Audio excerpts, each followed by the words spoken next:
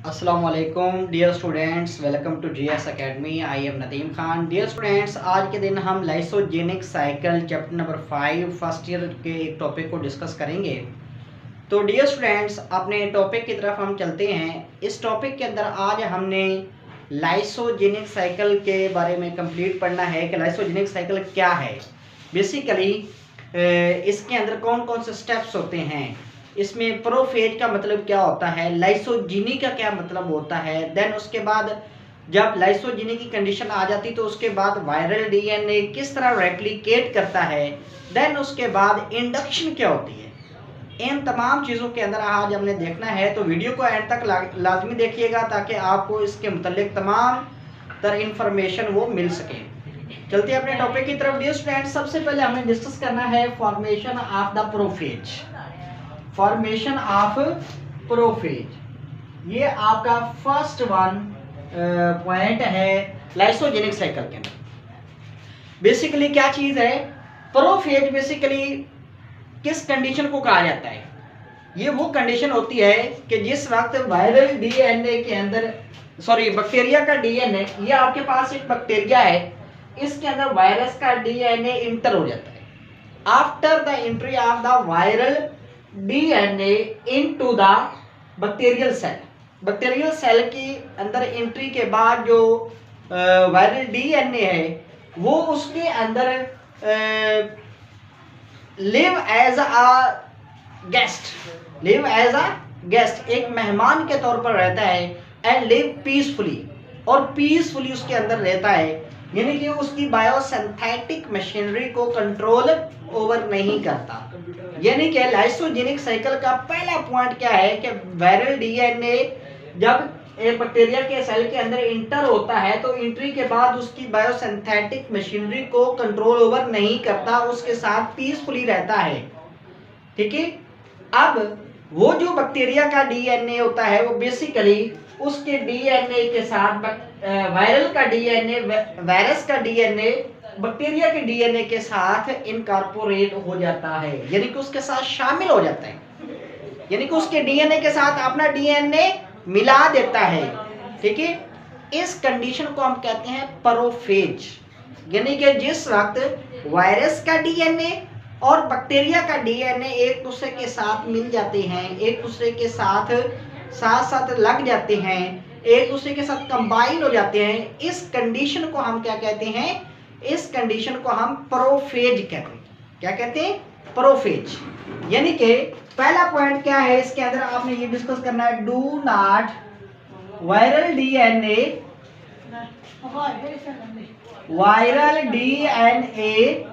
या viral genome do not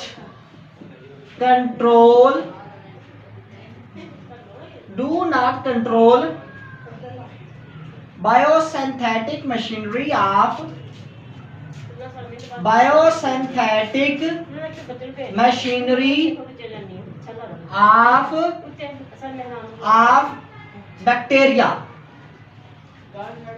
bacteria.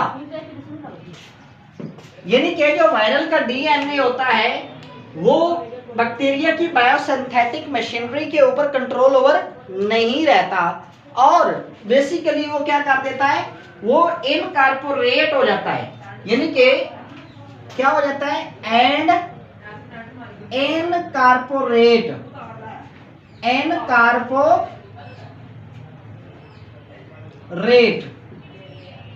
With bacterial DNA. यानी कि जो वायरस का डीएनए होता है वो कंट्रोल ओवर नहीं करता किसके ऊपर? Biosynthetic machinery of bacteria, bacteria की बायोसिंथेटिक मशीनरी के ऊपर कंट्रोल ओवर नहीं करता, उसके साथ इनकॉर्पोरेट हो जाता है और लिव अप पीसफुली, और पीसफुली उसके साथ रहता है। इस कंडीशन को हम क्या कहते हैं? प्रोफेज कहते हैं। यानी कि अब वो वायरस क्या कहलाएगा? प्रोफेज वायरस कहलाएगा, क्योंकि वो बैक्टीरिया के डीएनए के साथ अपना डीएनए अटैच करती है उसमें। ओके। अब लाइसोजीनी क्या चीज है? दूसरा क्वेश्चन आपका आता है कि what is meant by लाइसोजीनी।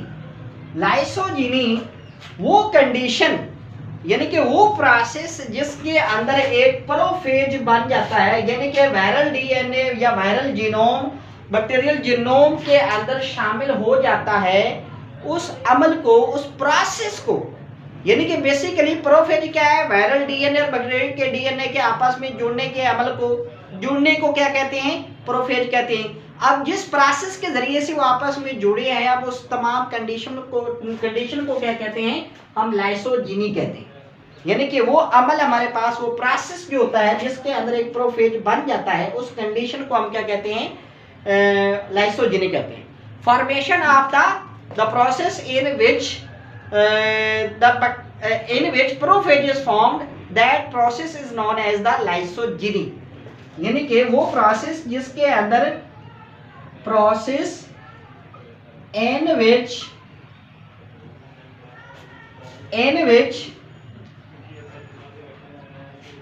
prophage is formed, यानी कि वो प्रोसेस जिसके अंदर प्रोफेज बनता है, उस प्रोसेस को हम क्या कहते हैं, लाइसोजीनी कहते हैं। अब देखें, आपके पास बैक्टीरिया का डीएनए, उसके वायरल डीएनए बैक्टीरिया के डीएनए के साथ इनकॉर्पोरेट हुआ है, उसके साथ शामिल हुआ है। ये वाली फिगर आप देखें तो इसके अंदर मैंने लिखा हुआ है इनकॉर्पोरेट विद बैक्टीरिया, यानी कि वायरल जीनोम क्या कहा जाता है, इनकॉर्पोरेट हो जाता है इसके साथ, बैक्टीरिया के साथ, ठीक है। इसको हम क्या कहते हैं, प्रोफेज कहते हैं। यानी कि ये वाली जो कंडीशन है, ये प्रोफेज है। और जिस प्रोसेस के जरिए से वो उसके अंदर इंटर हुआ है, उसके डीएनए का पार्ट बन गया है, इस कंडीशन को हम क्या कहते हैं, लाइसोजीनी कहते हैं। यानी कि ये पीसफुल कंडीशन होती है, पीसफुल कंडीशन होती है किसकी, वायरस डीएनए और बैक्टीरियल डीएनए की। यानी कि वायरल और बैक्टीरियल डीएनए दोनों एक दूसरे के साथ मिलकर रहते हैं, इस प्रोसेस को हम क्या कहते हैं, लाइसोजीनी कहते हैं। देन उसके बाद जिस वक्त वो उसके डीएनए का हिस्सा बन जाता है, वायरस डीएनए बैक्टीरिया के डीएनए का हिस्सा बन जाता है, उसके बाद वो उसके अंदर रेप्लिकेशन करना स्टार्ट कर देता है। जाहिर बात है, जो बैक्टीरिया होते हैं, इसने आफ्टर 20 मिनट्स इसने क्या करना होता है, डबल होना होता है। जैसे ही डबल होना होता है तो सबसे पहले उसने अपना डीएनए क्या करना होता है, उसकी रेप्लिकेशन करनी होती है। बैक्टीरिया ने क्या करनी होती है, अपने डीएनए की रेप्लिकेशन करनी होती है। देन जो वायरस का डीएनए, जैसे बैक्टीरिया का डीएनए रेप्लिकेट करेगा, वायरस का डीएनए भी उसके साथ साथ ही रेप्लिकेट करेगा। यानी कि आपके पास ये एक डीएनए था, ठीक है। अब ये डीएनए इसका बैक्टीरिया का डीएनए था, ये क्या हो गया, ये डबल हो गया। यानी कि यहाँ पर इसकी क्या हुई है, रेप्लिकेशन हुई है। इसकी ये वाली क्या हुई है, रेप्लिकेशन हुई है। यानी कि एक डीएनए से दो डीएनए बने हैं। अब ये दोनों डीएनए जो होते हैं, ये बेसिकली रेप्लिकेशन के प्रोसेस के जरिए से बनते हैं। जैसे ही बैक्टीरिया का डीएनए डबल होता है, यानी एक से दो होता है, वैसे वायरस का डीएनए भी क्या हो जाता है, डबल हो जाता है। यानी कि रह पीसफुली रहा है, यानी कि इस कंडीशन के अंदर वो पीसफुली ही रह रहा है। वो उसकी बायोसिंथेटिक मशीनरी को उसने कंट्रोल नहीं किया, जस्ट अपनी तादाद, अपनी नंबरिंग बढ़ा रहा है, ठीक है। देन उसके बाद ये बैक्टीरिया का डीएनए क्या करता है, सॉरी, ये बैक्टीरिया का सेल जो होता है, ये डिवाइड होना शुरू कर देता है। यानी कि दरमियान में एक सेल वॉल बनना शुरू हो जाती है, जिससे ये दो सेल के अंदर आगे डिवाइड हो जाता है। अब फिर क्या होता है कि यहाँ से अगर वो अपना डीएनए अलग कर लेता है, यानी कि isolation of the viral DNA from the bacterial DNA and to control the biosynthetic machinery of the bacteria, that condition is known as the induction। ये क्या कंडीशन कहलाती है, ये इंडक्शन कहलाती है। बेसिकली इसके अंदर क्या है, रेप्लिकेशन में तो उसने अपनी नंबरिंग बढ़ानी है, increase the viral genome copies.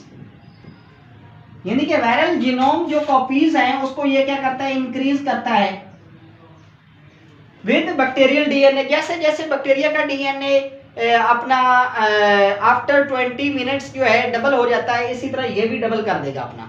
यानी कि बैक्टीरिया के डीएनए के साथ वो लगा हुआ है, बैक्टीरिया का डीएनए जिस वक्त डबल होगा, वायरल का डीएनए भी खुद ब खुद उसी के साथ ही डबल हो जाएगा। इस तरह वायरस की कॉपीज बनती जाएगी, जीनोम की कॉपीज बनती जाएंगी, ठीक है। लेकिन इसमें रह किससे रहा है, किस कंडीशन से रहा है, वो उसके अंदर पीसफुली रह रहा है, बड़े पूरे इत्मीनान तरीके से रह रहा है। लेकिन अगर जब उसको फील हो कि मेरी काफी ज्यादा कॉपीज बन चुकी हैं, वो वायरस का डीएनए अगर बैक्टीरिया के डीएनए से आइसोलेट हो जाता है, अलग हो जाता है, और अलग होने के बाद उसकी बायोसिंथेटिक मशीनरी को कंट्रोल कर लेता है, यानी कि कंट्रोल करने का मतलब क्या है, वो आगे से लिटिक साइकिल स्टार्ट कर देता है। इस कंडीशन को हम क्या कहते हैं, इसको हम इंडक्शन कहते हैं। यानी कि इसमें क्या होता है, बैक्टीरिया के डीएनए से वायरस का डीएनए आइसोलेट हो जाता है। Viral genome isolate from bacterial DNA. Bacteria के डीएनए से क्या हो जाता है, अलग हो जाता है, and control over the biosynthetic machinery of